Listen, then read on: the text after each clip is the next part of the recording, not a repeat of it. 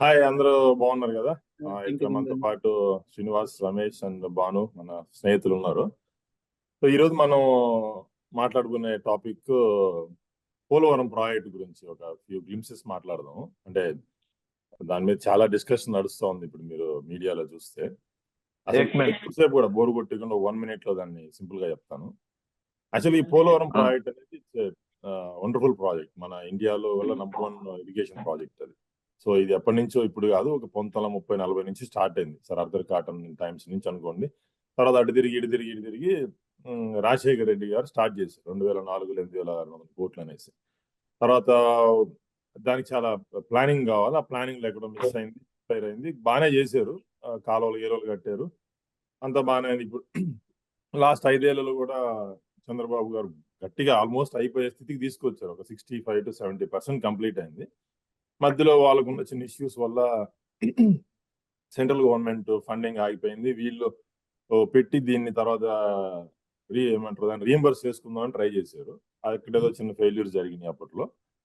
దానివల్ల అది మొత్తం కంప్లీట్ అవ్వలేకపోయింది. దెన్ నెక్స్ట్ గవర్నమెంట్ వచ్చాక దాని మీద రూపాయి కూడా ఖర్చు పెట్టలేదు.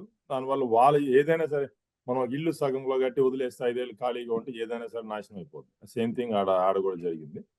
సో ఇక్కడ ఈ మధ్య జరిగిన థింగ్ ఏంటంటే, మన ఎవరో ఒక ఆయన ఇరిగేషన్ మినిస్టర్ 2.5 సంవత్సరాలుగా ఉండి ఆయన ఇది చాలా కాంప్లెక్స్ ప్రాజెక్ట్, ఎందుకంటే నాకే అర్థం కాలేదండి. ఈయన పెద్ద తోపు క్యాండిడేట్, మరి ఈయన ఏం చదివాడో మనకు తెలియదు.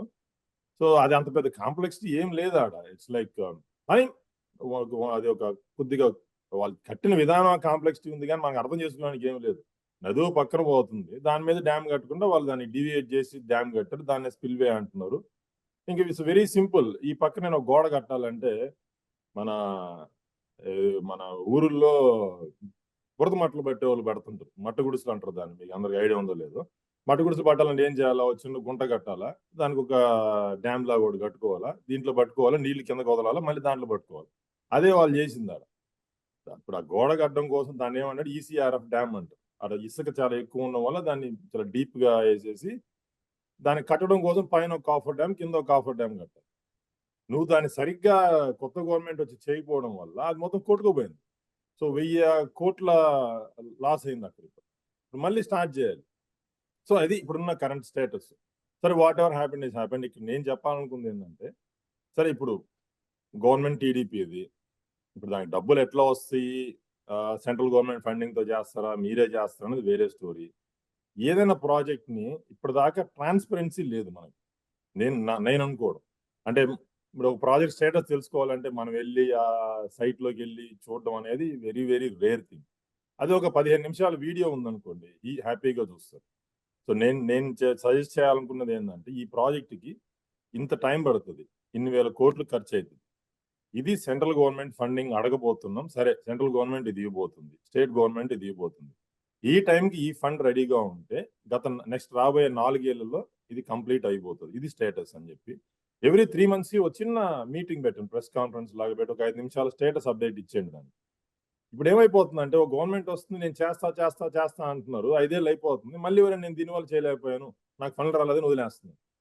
దానివల్ల కలిగే యూజ్ ఏంటంటే, దానికి లెఫ్ట్ రైట్ కెనాల్స్ అని 2 ఉంటాయి. ఒకటేమో వైజాగ్ దాకా నీళ్లు పోతుంది, ఇంకోటేమో ఆల్మోస్ట్ రాయలసీమ దాకా పోతుంది.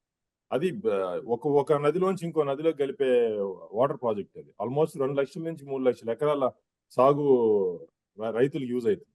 అది బ్యూటిఫుల్ ప్రాజెక్ట్ అది. సో నేను చెప్పాలనుకుంది అది, అంటే ఒక స్టేటస్ మీటింగ్ లాగా పెట్టి, ఇప్పుడు మనందరం ఐటీ ఎంప్లాయీస్, మనకేం అజైల్ ఫాలో అవుతుంది, ఎవ్రీ 2 sprint కి అప్డేట్లు ఇస్తూ ఉంటాం. ఐ థింక్ వాళ్ళు కూడా అట్లాంటిదే ఫాలో అవుతుంటారు, అట్లాంటి మెథడాలజీ.